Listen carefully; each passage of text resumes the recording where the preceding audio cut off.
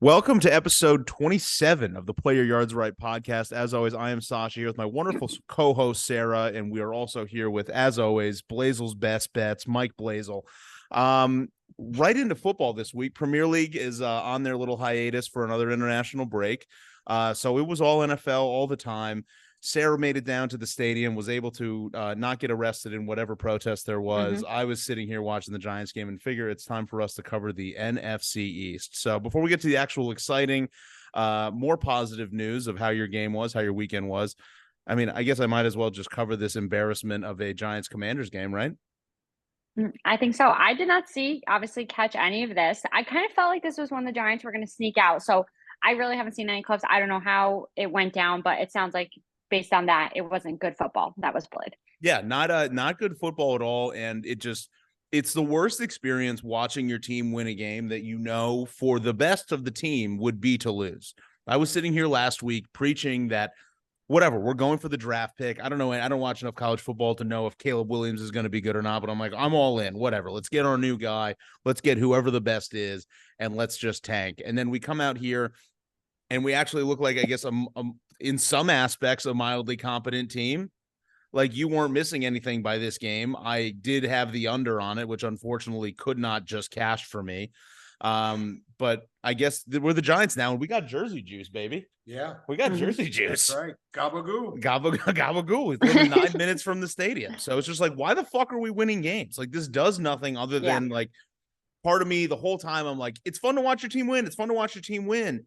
But then it's like, why are we winning this game? This does nothing for us. And then at the end, you see, Tommy DeVito and Saquon like running off arm in arm, like they just got married and they're all pumped and they're all excited. I'm like, okay, so I guess like that's fun. Like, that's kind of nice. Team camaraderie. Like, they don't hate each other, I guess. But it's like, fuck, this is just going to do nothing but like guarantee this will be a time in 7 years. We'll look back on this week and remember, oh, the guy that like that drafted right before us, that's like a sure ballot Hall of Famer.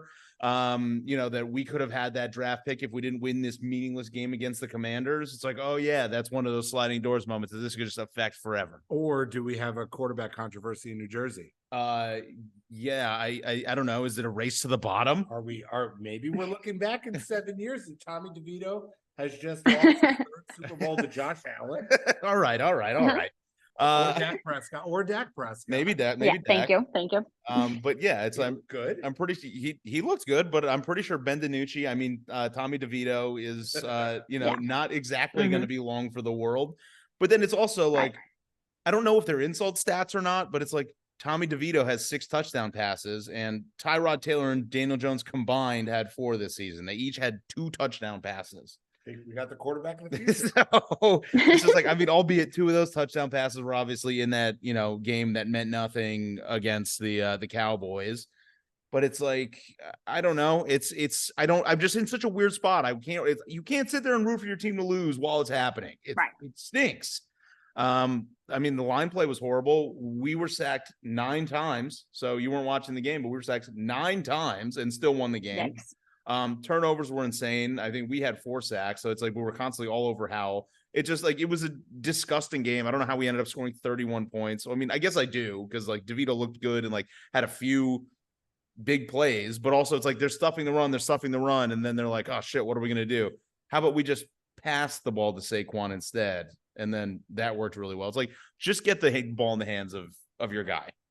They're playing hard for Daboll, which is, that's what you want to see if you want some continuity for your coaching. If they don't, I think he's going to have an aneurysm because he is too fat to yell that much. And it's a big week. Thanksgiving's tough. Thanksgiving and the time change. Oh my God. Not good on his heart. You see, Ticker's in trouble. He's so red. He's a different type of fat than McCarthy is.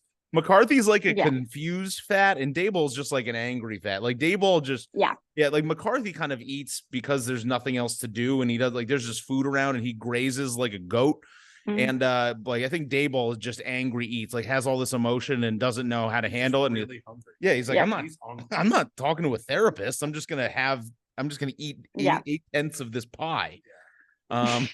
So, and then it's like the other news comes out at the end of the game that the hot water just didn't work for the stadiums. Like all the players couldn't shower. So it's like, what, like, this is like something you hear from like maybe like a low level college, like a high school, something. They just got to go home stinky. But this is NFL players that get paid millions of dollars and they can't shower after the game. Didn't the stadium almost Yep. collapse on Hurts last year? Wasn't that Last year or 2 Yeah. years ago? Yeah. And then the sewage, there was like sewage coming down on fans during the game. Like, I feel like we're good for like one little thing each year coming out of Washington. It is just embarrassing. So that's kind of for the stadium. So whatever, their new ownership group has a lot of work to do, but I don't know, maybe throwing this game, maybe this is, if you're going to get Galaxy Brain on it, maybe, they know that they don't want the Giants to get like the top 5 picks. So they come out and, have a terrible game. Yeah. You don't want, I don't know if he has that in him. Rowboat Ron. No. Rowboat Ron. I don't think he cares that much at this point in it. He's not going to be there for that first round draft pick whenever it comes. So, but the ownership group, who knows? Whatever. Giants got to win. It was probably the win I've been least excited about in a very long time because the whole time in the back of my head, it's like, you see a big play. We get a pick 6 at the end of the game. Normally you're pumped, and all I can just think about immediately, like, this is probably just screwing us in the future, but whatever. Try to enjoy it. And also just realize I have tickets to this game coming up. I was kind of hoping, I was kind of banking. I'm like, whatever. I'd like to go beat the Patriots and be at that game in person. But now I really feel like I need to root against it, and maybe I'll just, I don't know, bet the under and hope nothing happens. You're 3 games out of a wild card spot. That's Giants are in the hunt. Get the fuck out of here. We are so bad. I'll tell you, if right here Tommy DeVito gets us to the playoffs, I'm buying a jersey. I thought we were gonna get something a little bit. Cut your pinky. I would cut. I would get a tattoo of Tommy DeVito on your. I would cut my entire hand off if the Giants make the playoffs. You heard it. We're gonna hold them to it. Yeah, I think that's fair. So, in a little more exciting news, Sarah, I feel like we need the whole 411. Tell us about the Panthers Stadium. Did you get kicked out for that? Was there any noticeable parade? What was going on? No. So in the end, no activity at Bank of America Stadium. I checked. I did a rundown Friday, Saturday, and Sunday. We were within walking distance. So I kept my eyes peeled. No activity outside of the stadium. Honestly, my full review here is I do not think Panthers fans actually exist, because this game was at least 80% Dallas fans, if not more. And I feel like the Carolina fans were not even like Carolina fans, if that makes sense. It was like all women, middle-aged women in like the bright teal, like sequins colored jerseys and jackets. And I feel like they were just there because they liked the uniform colors and the aesthetic of the Panthers, because every time, they do those, like, first of all, there was no chance from the Panthers fans, like, coming out on their own. And even when they try and like do on like, the overhead TV screens, like whatever they're saying is, I think it's pound harder or something like that. Great. Something ridiculous. Yeah, I really think it's pound harder or something like that, or pound something. But they weren't even, there was no fans pounding. I think it's keep pounding. Yeah. Keep pounding. That sounds better. But no one even no one was even doing those chants when they were on there. Like, there was literally no one in the stadium where they like keep flashing it, like prompting the crowd. There were no fans to yell. It was definitely Cowboys home game. And like I said, I just don't think Panthers fans actually exist. So right, people just kind of go. People just kind of go because it's something to do. When I was just out in California, I went to an LA Kings game, and it was probably 40% Penguins fans. And it's just the same thing. It just feels like people are there because it's just people Googled what to do tonight. And it's like, I'm in a city. Like, it's fun to go see a game, but nobody actually gives a fuck about the Panthers. What was the protest? No, I don't understand. I'm confused on what was going on down there. A week and a half ago, I guess it must have happened on the Panthers bye week. Panthers fans, there was like something I saw on ESPN, I think it was ESPN Instagram, that Panthers fans were organizing a protest of how bad the team was. Like, they were going to march around Bank of America Stadium. And it said on Sunday, but this was last Sunday when the Panthers had a bye. So I don't know if they did the march when there was nothing going on. They got their schedule they didn't have a bye. They didn't have a bye. The Panthers played on Thursday. They played on Thursday Night Football, and then they showed up on Sunday. There was nothing this Sunday. I thought maybe they just were talking in the week ahead, but no, can confirm there was no activity, and I don't think the Carolina Panthers fans care enough to organize that. So I don't really know where that came from. And sports town. Yeah, and I do have a friend from North Carolina, and if they did see the word March in there, they probably just planned something out for after February. So shout out Scott. So who knows? Yeah. But anyway, I imagine the game, Cowboys fans obviously travel incredibly well, but I imagine tremendous amount of Cowboys fans, and they were treated to quite a show of watching their team do exactly what you hoped their team would do. Yeah. I mean, I totally predicted it was a little too close for comfort at times where you're kind of like, okay, when are they going to, dig the grave here? But at the same time, it was almost good in that way because we got to see obviously the starters play for most of the game. I think Cooper Rush came out with like 5-6 minutes left in the fourth quarter. But yeah, that the run game or like the run game is what kept Carolina in this, which has me a little bit worried about the Cowboys run defense. But I don't know if it was one of those scenarios they couldn't really get up for it, like it's the Panthers, or if they were kind of just selling out for the sacks and focusing on that. But I mean, the defense was incredible. It's been everywhere over the past few days, but Deron Bland, he had his 4th pick six of the year, which that's always like pick sixes in person. If you look away at the wrong minute, wrong like second, like you're missing it. It's over. Yeah. And that was me. I looked down because something fell near my feet. And then all of a sudden he's in the end zone. And I'm like, oh my God, I missed like the one exciting thing of the second half here. But yeah, he's at 6 total interceptions for the year, which has him tied for first. I mean, he's a former 5th-round draft pick, this is just like an absolute hidden gem, really saving our secondary with the loss of Trayvon. So, I mean, you couldn't be more happy about that. I just don't get, like, was incredible.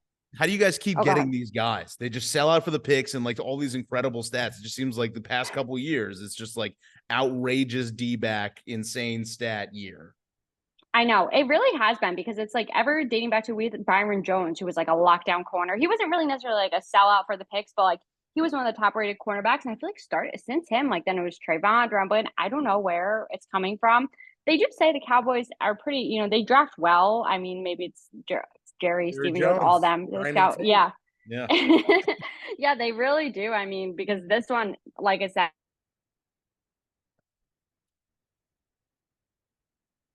was going to be their limiting factor, in this. So I don't know where he's finding them, but I hope they keep coming. Micah Parsons was great, despite the fact after the game, he was relatable for once. I feel like we can't relate to Micah Parsons on many levels because he's just a whole nother of athleticism that I don't think any of us will aspire to be. Physically, none of us here can relate to him. Yeah. I am no? All right. I thought you were talking about me? Yeah. Sasha is physically just as built. I get confused with him at least twice a week. But he took some C4 before the game, got a little overstimulated, threw up twice, apparently. I didn't see that. But threw up twice, said his heart was beating out of his heart by like the 5th play of the game. And that's relatable. I mean, who hasn't been there by the C4s themselves? Like, I just looking at them gives me heart palpitations. So I will not be going near them. But Sarah, very relatable. You can't say that without freaking us out. That's not okay. I threw up 2 times before the podcast. Yeah. He threw himself ready. Yeah.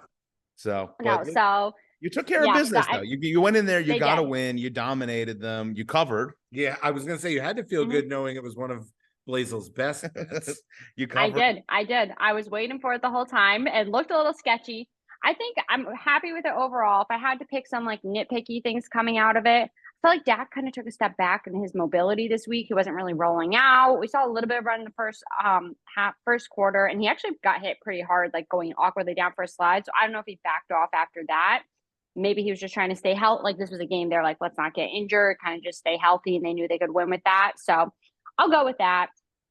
CD wasn't super involved, which is just more me nitpicking it because I would have wanted to watch an incredible game like last week from him.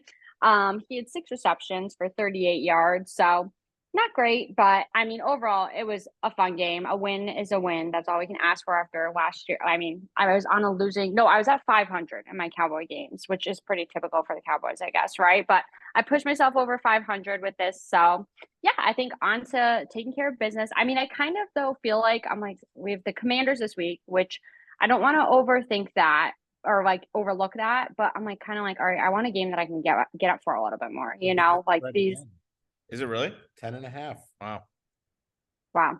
So yeah, I don't know. Maybe it'll keep me ready, but I think overall coming out of it, good stuff. I didn't have to see Mark McCarthy very much because we were kind of like behind the bench and he wasn't being shown on the big screen. So that's always nice for me when I don't have to look at him during the game.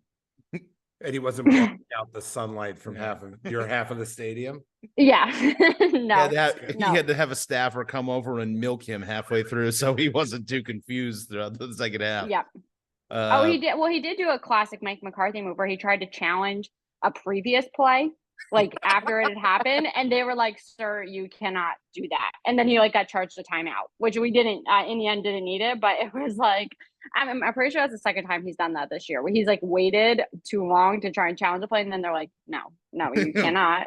He just like gets embarrassed Stop. and starts eating it like in Superbad with the penis drawings, just like shoving it in his mouth. He's so sad. Sir, take that red flag out of your mouth. It's like, it's like, why though? Like every game we just have to get like a little reminder of our Achilles heel, and that is him, and like that's what keeps me a little bit edgy at night. But otherwise, they look good. No injuries, right? Nobody got hurt. No.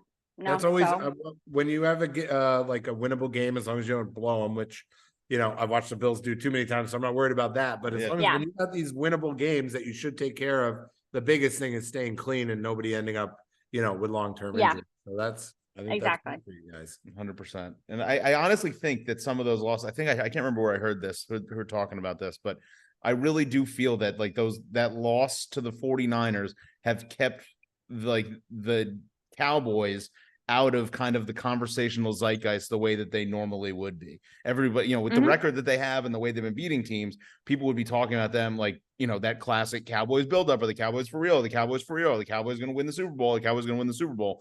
I feel like they're not really getting, I mean, obviously they're always going to get a ton of press, but I feel like they're not getting the same kind of press that they normally would if they had this record in a normal year, because of some of those losses. But they're flying under the radar. But they are they're a very good team, and their record suits that accordingly. Yeah. No, I agree. I mean, I think I'm not naive enough to say they need to beat someone good. Like, it's not their fault. They haven't their schedule as of late, and they're doing what they're supposed to do. But yeah, I think they probably don't deserve to be in those conversations until they're able, you know, to pull off a refutable win. But I think it's better for them this way because, as we know, the Cowboys, once people start talking Super Bowl, once Jerry starts going in the media, it's like, okay, for some reason, like they just can't deal with the press and everything, and it just all collapses from there. So I'd like to say if they can go into the playoffs where people are overlooking them, that would be ideal, because the hype the past few years going into it, and then only to get like absolutely rocked by the 49ers, who I'm still terrified of. Yeah. That's the one team I'm still very like, we can get into it a little bit soon, but the Eagles, I'm not afraid of them at all. For a matchup, it'd be the 49ers from there. So I don't know. Them's fighting words. Yeah, unintentionally so, but no, I think, I mean, we'll have to wait a couple weeks to see what they can do, but they have to pull off at least. They have a tough couple stretches. I don't know if the Bills, I'm not trying to be mean or anything, but, Careful. I don't know how difficult we can call them, but no, I think going to Buffalo and I do think it's in Buffalo, so that I guess raises and elevates it a little bit here. I guess we'll call that a difficult win if they pull it off, but yeah, we'll see in the coming weeks. Yeah, but speaking of annoying wins, watching and beating somebody good, I guess, the goddamn Eagles-Chiefs game last night, billed to be the, you know, game of the week. I mean, I guess it ended up being close, was kind of tough, but the fucking Eagles just keep finding ways to win. Yeah, they're not. I know it was fun. They're not even like. I don't like watch. Their way of winning is like, I'm fine with keeping the tush push. Like, there's got to be a way. Like, I watch it and I've rewound and watched it. I'm like, there's got to be a fucking way to stop this, and they're gonna figure it out. First of all, the ref should call that they're false starting every single time, because it's every play. And if they did that, that would stop. This play would go away. Right. Two, also, it's like, how crazy is it that Devontae Smith catches? Like, they always seem to have it at the 2-yard line. Yeah. It's like the Bills, I don't remember any play we've had it at the 2-yard line. The Eagles every game. But their method, I mean, it's working, but it is it's boring. It's boring and it drags. Yeah, it is a really good point. It feels like every single possession they have like 3 plays where they only need to get 1 yard. It's like the Giants are in 3rd and 7 every play. No, every play. Bills. Thing. I don't know. Yeah. They're doing a really good job of taking care of it. Swift is really good for them. Swift is good. He's electric. Yeah, he's been huge. Yeah, I felt like, though, this was not the Eagles' game to win. Like, the Chiefs lost this game.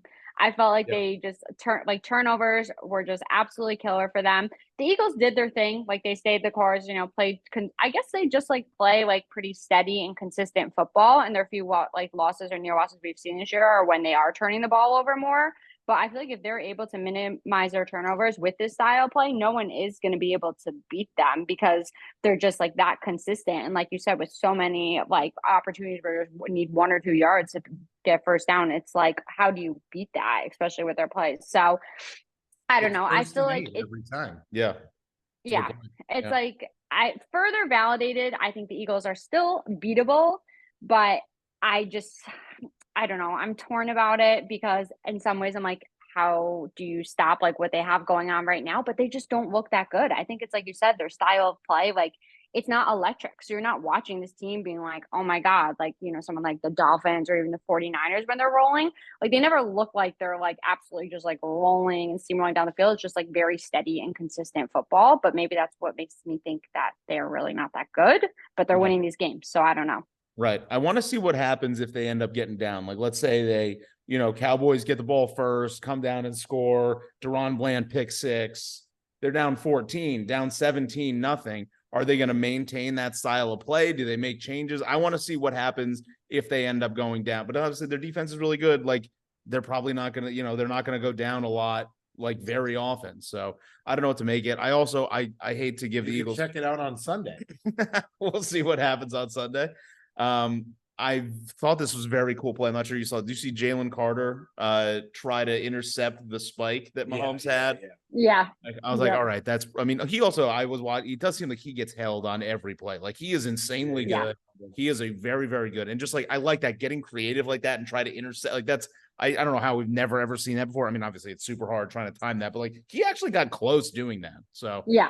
I guess I kind of respect it. I feel like if it's your team, you love it. It's kind of like a Rasheed Wallace type thing. I always think of him. Like if he's on your team, you love him. If it's not, it's the worst thing in the world. So I feel like if you're an Eagles fan, you love this. You're coming out, you're punching him in the mouth. You're playing your style of football. You're not compromising, and you're obviously winning games. You beat the Chiefs. You just beat the team you lost to in the Super Bowl at in Arrowhead.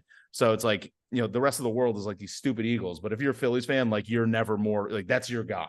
Like you are so pumped about it, and you guys are doing your thing. So hats off to him, I guess. I don't know what to make of the Chiefs. I don't know. I just feel like this is a whole weather. It's the weather. That team, the Eagles, the weather with the way they're built, the weather works for the Eagles. Anytime when you saw that it was rain, it's like when that makes a team like that so much harder to beat because it removes like so much of the touch and it takes away a lot of the finesse things that a team like the Chiefs are going to try to do. Yeah. Whereas the Eagles are just going to punch it down your throat.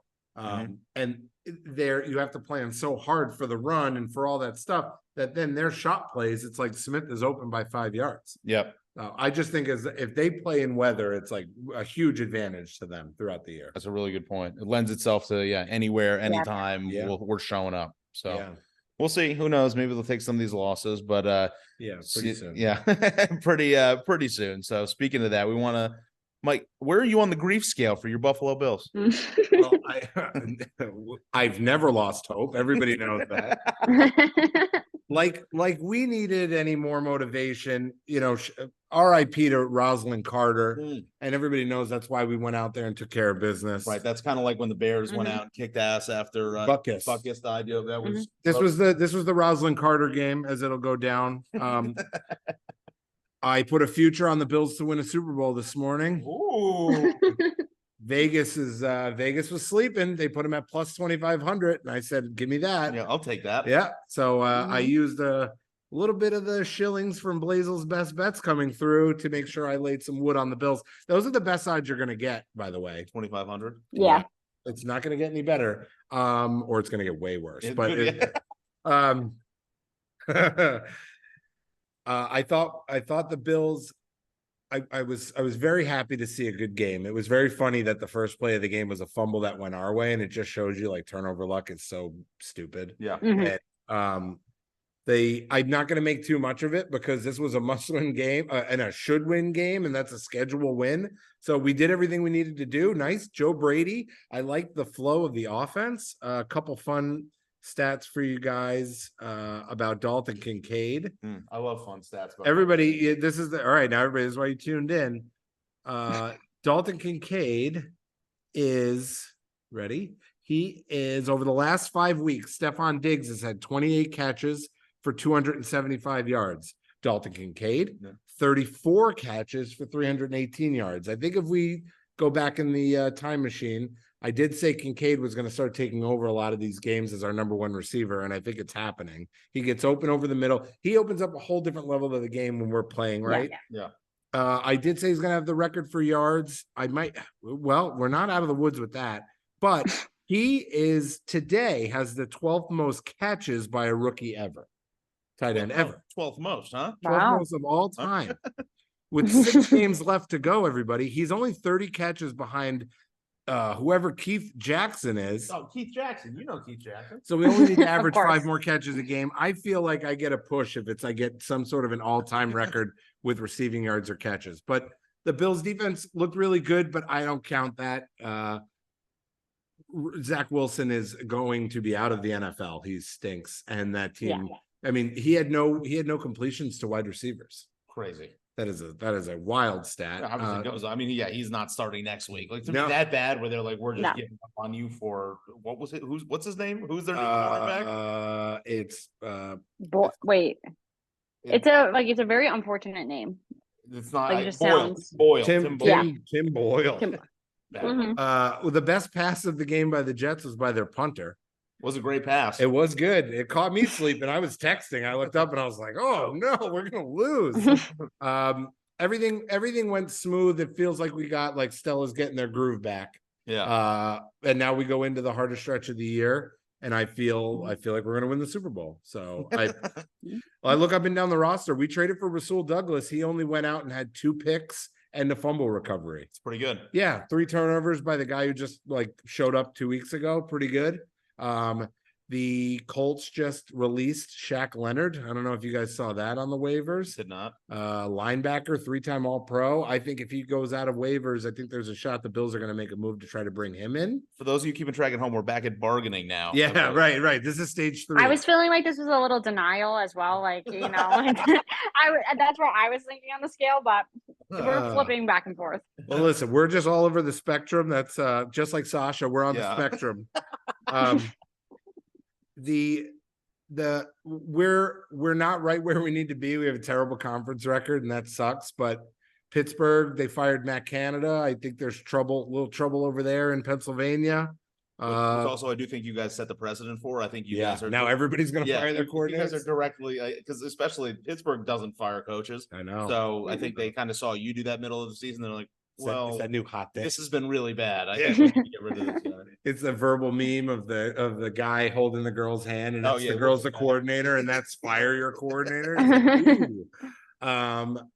Burrow's gone for the year. Deshaun is in a massage parlor somewhere till the start of training camp next year. So we'll see. I mean, the Chiefs look very. The AFC has a lot of good teams, and I don't think any great teams. And I know it's you might say the Ravens. They lost Mark Andrews for the year. Yeah. Odell Beckham was playing really well, and it looked like he separated his shoulder in that game. And I still keep checking to see what the injury update is on that. But he was out in street clothes for the last quarter of the game. So I don't necessarily believe in them. I'm not a huge believer in Lamar Jackson in when the big games. I think he's a regular season guy. So we just but things have to break our way. And the Texans, CJ Stroud threw 3 picks. They did win the game, but Arizona made that look really close. They play Jacksonville now in their division 2 times in the next 6 weeks. So that'll make or break that. We're going to find out if they're good or not. And I'm hoping either them or Pittsburgh or Cleveland, stumbles. Cleveland, I don't think is going to, because their defense is just out of this world. Right. Right. But we got to make moves, and the Dolphins are still right there. Yep. So Bills are great.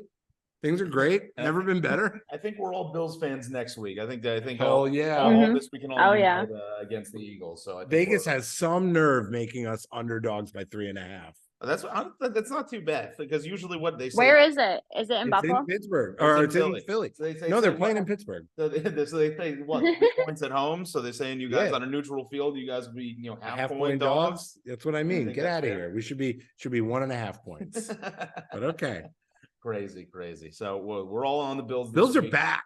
But speaking of who else is back, Mike coming in this week. So we got 2 for 3 on the Propapalooza, and you were 5-2 in your likes and locks. Sir, I've got 6. How did I count 6? Let me see. So you had the Seahawks, Rams, 5-2. Yeah, Sorry. that's what. Yeah. What did I say? 5-2 in that stinky dog. You were 50% there. You called the Packers at home against the Chargers. So someone's feeling pretty hot. Yeah.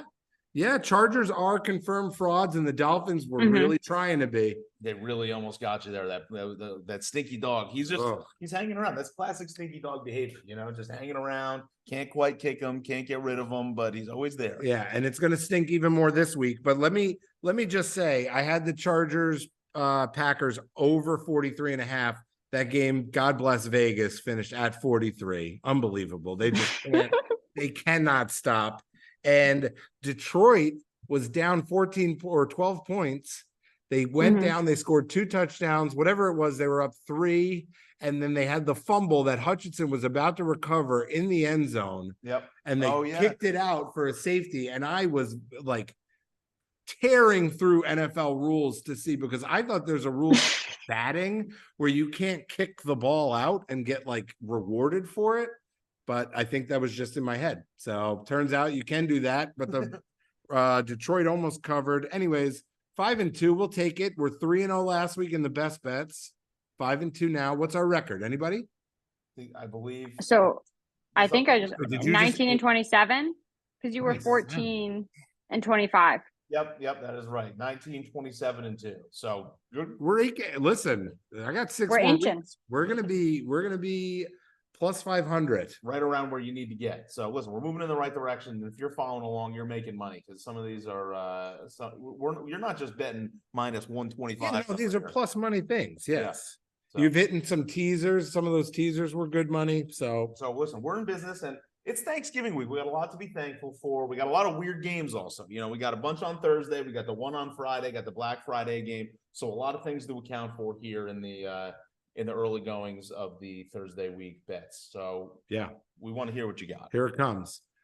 So we do the Propapalooza on Thursdays, but I'm going to give you 2 options. You could I'm going to give you 1 prop in each game, or you can feel free to turn it into, thank you to the marketing team, the Turkey Day Parlay, which will give you crazy odds. So my thing would be to take, a small amount if you want and throw it on it. But here's what we got. In the Giants game, go with Jahmyr Gibbs over 27.5 receiving yards. That's that. Minus 114. So that's just a straight over on receiving. I got 2 fun ones though for the other games. Dallas. Yep. I want you to take Dak Prescott over. This is alternate passing yards, 325. Whoa. That's plus 310. You'll think we're gonna need CD to have a day. They're in the dome. Domes are fast. Points are scored. It's prime time. I think you can throw all over Washington. I think their defense is falling apart. I think this is a big last game for Ron Rivera, maybe. Okay. So go with that. And the last one for San Francisco, Christian McCaffrey to score 2 touchdowns. Okay. That is plus 280. Plus 280. I like all those. Listen, it's Turkey Day. Hopefully we're going to be stuffed, maybe a little buzzed. These are fun ones. So 2 plus TDs. Correct? Yeah, you hit some of these, you're going to be feeling really good. Yeah, 2 plus TDs, that's plus 280. You put these all together, everybody, for a Turkey Day Parlay, you get plus 2843. You're trying to pay for the whole thing. That's it. I'm trying to pay for your dinners out here. Turkey ain't cheap. All right, but those are fun. Those are, that's what I like. And we're just trying to have a good time. And we start off easy. We start off with a little appetizer, the over 27.5 receiving. That's easy. Right. Get them in there. And then we get into the meat. Right. That's a little mashed potato. That's the appetizer. It's the cornbread. And then your pumpkin pie is it's coming down the pipeline. That's right. Is Christian McCaffrey. So our little whipped cream there. I'm going to stop right now. Okay. So I'll give you my likes. These are ones that I like, obviously. That's how I describe it. So if I were to say I love them, I wouldn't. I'd say I like them. Dallas, Washington, under 48.5. And I know that goes against my passing yards idea. I just don't think Washington's going to score. I think Sam Howell is going to get his shit kicked in. I think Dallas is going to win. Give me 35-10, something like that. Yeah, that's where I see this going. 40.5 is a lot of points. I mean, obviously, Dallas has been putting up a lot of points, and they have been moving the ball pretty well. And they, but I think I'm with you. I think Dallas is going to pretty much have to put up all those points on their own. Yeah, and I just don't think Washington's going to have that fight in them. I think we're just. No. I'm trying to. I guess my strategy, if you can call it that, is to hone in on teams that don't really have that fight left in them. And I think Washington getting embarrassed by the Giants, and not saying whatever, but getting embarrassed like that. I keep going back to like all their coaches are gone at the end of this year. There's going to be a whole change of leadership in there. I just wonder how much anybody cares. And I think a team like Dallas is going to go out on national TV and, they're not being talked about and they want to be talked about. So they're going to kick the shit out of the Commanders. I just think they hold them to under 14 points. My next almost a love, very close to a love, but I got to be careful in my own division. Dolphins at Jets under 41. Okay. I'm gonna keep flirting with I don't believe in the Dolphins. Tua struggled against the Raiders, and while their defense is decent, the Jets defense is for real, and I still think they're playing hard for they're gonna have the new quarterback and they're gonna talk themselves back into that. Aaron Rodgers maybe coming back on the sidelines, just renewed hope. I don't think they're quitting yet. But also I don't think their offense is going to be able to score either. I just don't see how we're getting to 41 there. I love that pick. I feel like that number should be 37.5, 38. It's just getting the Dolphins bumped. But it's the Jets defense is too good. And every time we've seen the Dolphins play against a really good defense, which the Jets do have, they don't look like the same offense. Yeah. And Tyreek Hill went to I watched all that game. Tyreek Hill went to the locker room for a little bit. I think he came back out. Yeah, a little hammy. Hand injury. Is that little hand injury? He had a hand injury. Yes. Well, it's right next to the hand. They're connected. So, like, if you pull, I don't know if you know, but if you really strain your hand, it'll go right down to your leg, and you can't run. You ever try to run with a hurt hand? But also that hurts. But also, it turns out you need your hands to catch a ball. True. Also, that I forgot. I'm just so concerned with how fast he is. Devon A-Chain. Did you guys see him? It was another verbal meme of Grandpa Simpson walks into the bar, takes his hat off, puts it back on, and leaves. Immediately back out with somebody. Bang, hurt. Yeah. Raheem Mostert has been in the league since I've been in high school. I think 47 years. He never finished a season. It's coming. He's not. I'm not gonna keep banking on him having like an incredible year. And also they weren't that great running the ball. They just were like average and Tua made bad throws. Yeah. So give me that under. The next one, and I'm picking a lot because I'm trying to get, I'm going to go 8-0. We're going to get over it's here. It's a holiday. Have a little extra, I'm going 9. I got 9 picks for you guys. Love it. Pats at Giants over 33.5. 33.5. That is a crazy line. I don't see it. I think the Giants are going to move the ball. I think the Patriots are going to move. I actually think this is going to be like a decently high scoring game, like in the 40s. I will be at this game, and I will be rooting for the under. So thank you. Yeah, and the over. I'm sorry. Yeah, not the under. No. You'll see Billy be rooting for the under. Don't let him. 33.5. He'll be like under. Yeah. Go to this game. I'm not rooting for under 33. Carolina at Tennessee under 37. I don't have a big breakdown on this. I just these teams suck. Yeah. They don't suck in a way that like they're gonna go off on offense. I think Carolina's defense secondary is just good enough that they'll affect a rookie quarterback. And I think that Tennessee's defensive line is just big and strong enough that Bryce Young, who is not an NFL quarterback, is going to continue to struggle, and they're not going to run it down Tennessee's throat. Give me that under. Give me like that is almost a lot. I really kind of love that one too. And we're getting some good quality likes here. Real good quality. Yeah, likes. I like them so much. I'm falling in like with them. Last like. And this was a love, and I moved it out. Cincy plus 1.5 versus Pitt. Plus 1.5. Yeah. Okay. Yeah. I don't know. I just think it's the whole same team minus Burrow. That the backup Browning looked kind of good. Like I know it was in garbage time, but like he looked competent enough. And I feel like Pittsburgh is having a whole slew of issues, and I don't think they're going to get it worked out. We'll see. I don't know. I'm scared of that one. I'm glad you moved that out of the locks, out of the loves. I don't know what to make of Browning, but he is a new quarterback, and I think Pittsburgh's defense is really, really good. And I do think both these teams are going to have that bump. Like Cincy's like nobody believes in us now because Burrow's out. But now I think Pittsburgh, the same thing that the Bills just had, fire their offensive coordinator. Yeah. And there's going to be that, like, we got to band together. Anybody can get fired. We like that guy. Whatever. A little bit. It's just the numbers are telling Pittsburgh that they should not have the record they do. And I just think eventually the Bill's going to come due for that. Yeah. I think I agree with that. Playoff implication though, like it means more for the Steelers, realistically. But Cincinnati isn't going into that saying we're out yet. I know everybody else. I know. They got like one or two more before they say they're done. Yeah. Fair enough. And it's a divisional game. Divisional games are always close. Yep. You never know what to make of it. That's true. All right, my locks. Let's hear it. I'm going to start you off with the Uber lock. Ooh. And I'm putting a lot of pressure on myself here. The Uber lock is my Buffalo Bills plus 3.5 at Philly. Letdown game coming for Philly. And even if it wasn't a letdown, they can get up all they want. The Bills are going to win this game, but I'll take the points just to be safe. In reality, I will not be taking the points. I will be betting the money line. But you guys go ahead, you protect yourselves, take 3.5. They're 8-1, 9-1 now, Philly. 8-1. 8-1. 9-1. No, I think it's 9-1. 9-1. Let's just call it 10-1. How about 10-1? They're 10-1. There's gonna come a time. This is coming off a short week. This is a big win for them, emotional win. The Kelsey brothers, they kissed in the middle of the field. They're like, I love you, brother. The whole thing. I think this is the week that they're gonna take a loss. They're not gonna go 15-1. So there you go.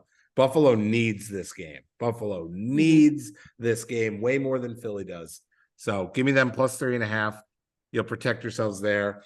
My mini Uber lock, which isn't a thing, so I'm just going to tell you I really love this one too. I've gone against my hating on the Ravens. Give me the Ravens minus 3.5 at the Chargers. Ooh, there you go. There's another chance for you guys to watch a coach in their last game because this will be Staley's last game.